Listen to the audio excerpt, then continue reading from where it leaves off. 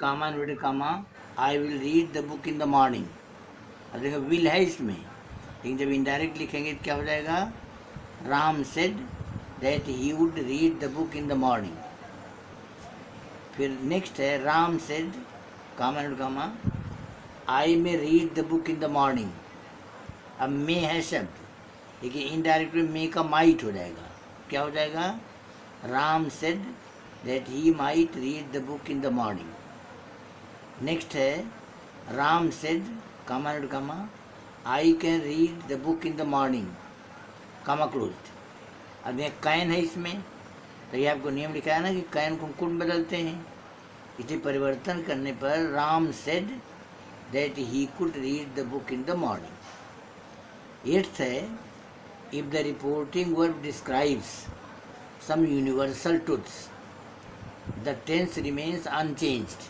इसको याद कर लें, अगर रिपोर्टिंग वर्ब में कुछ यूनिवर्सल शाश्वत सत्य की बात कही गई है तो हम टेंस को बदलते नहीं। जैसे एदराम said the earth is round, the earth is round, इससे क्या हो जाएगा, Ram said that the earth is round.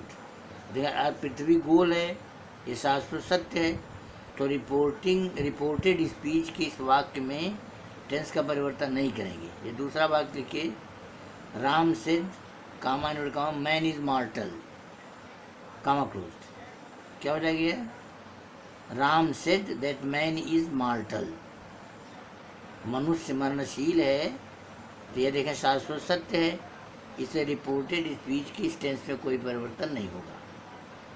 अब दूसरा हेडिंग डाल लीजिए, change in the person of pronouns of the reported speech. अब रिपोर्टेड स्पीच में जो प्रोनाउंस आते हैं उनके पर्सन कैसे परिवर्तन करते हैं।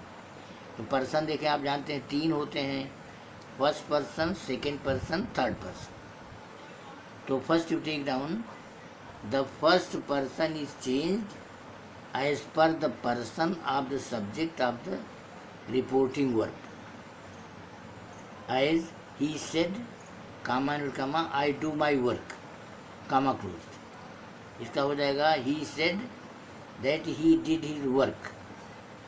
अब इसको समझ लीजिए आप, रिपोर्टेड स्पीच में अगर फर्स्ट पर्सन आए हुए, जैसे आई और माई 2 शब्द आए हुए हैं, तो यह बदल दिए जाते हैं सब्जेक्ट के अनुसार।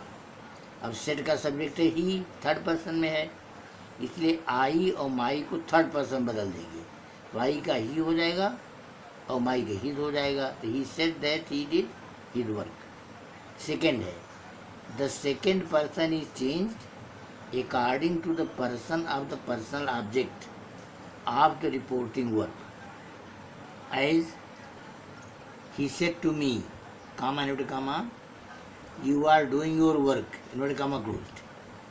इससे क्या होगा, he told me that I was doing my work. अब देखें यू रिपोर्टेड स्पीच पर ध्यान दें, रिपोर्टेड स्पीच में यू और योर ये 2 शब्द आए हुए हैं, इसको कैसे बदलेंगे, जो पर्सनल ऑब्जेक्ट है रिपोर्टिंग वर्ब का मी फर्स्ट पर्सन है ना, तब इसी के अनुसार यू और योर को बदल देंगे। तो यू बदलने के बाद आई हो जाएगा और योर बदलने पर माई हो जाएगा। तो he told me that I was doing my work. Third है if there is no object in the reporting verb the second person is changed into third person, as he said comma comma you are not guilty inverted comma closed. इससे क्या होगा, he said that he was not guilty. अब देखें you reported speech में है, लेकिन चूँकि personal object इसमें नहीं है, सेट के बाद कोई ऑब्जेक्ट नहीं है, इसलिए यू को हम थर्ड पर्सन में बदल देंगे। ए लिस्ट ऑफ द पर्सन्स। अब देखें ऐसे खाना बना के लिख लीजिए, 1 2 3 4 4 कॉलम्स। फर्स्ट कॉलम में फर्स्ट पर्सन, अब ऊपर लिख दिए नॉमिनेटिव केस, तीसरे वाले काम लिखिए पॉजिटिव केस और चौथे में ऑब्जेक्टिव केस। देखिए हर पर्सनल प्रोनाउन 3 केस होते हैं, नॉमिनेटिव केस, पॉजिटिव केस और ऑब्जेक्टिव केस। अब ये देखें, इसमें फर्स्ट पर्सन लिखिए आई वी, ये नॉमिनेटिव केस है। अब इसका पॉजिटिव केस में लिख दीजिए माई माइन, नीचे आवर आवर्स। ऑब्जेक्टिव केस में दिए मी अस ना।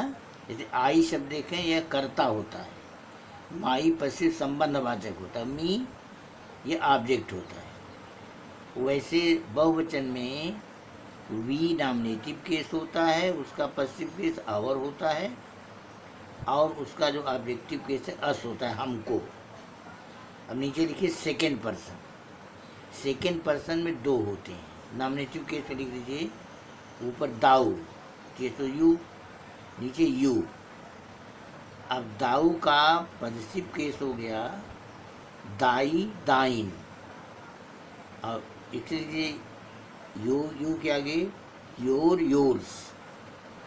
अब इनका ऑब्जेक्टिव केस हो गया दाऊ का दाइन और यू का यू। फिर नीचे थर्ड पर्सन। थर्ड पर्सन में चार शब्द हैं नॉमिनेटिव केस में, ही, नीचे शी, फिर इट, फिर देयर। अब इसके पॉजिटिव केस में लीजिए ही का हिज, शी का सामने हर, इट का इट्स, और दे का देयर। और इनका ऑब्जेक्टिव केस लीजिए ही का हिम, और शी का हर, और इट का इट, और दे का देयर, THEIR देयर।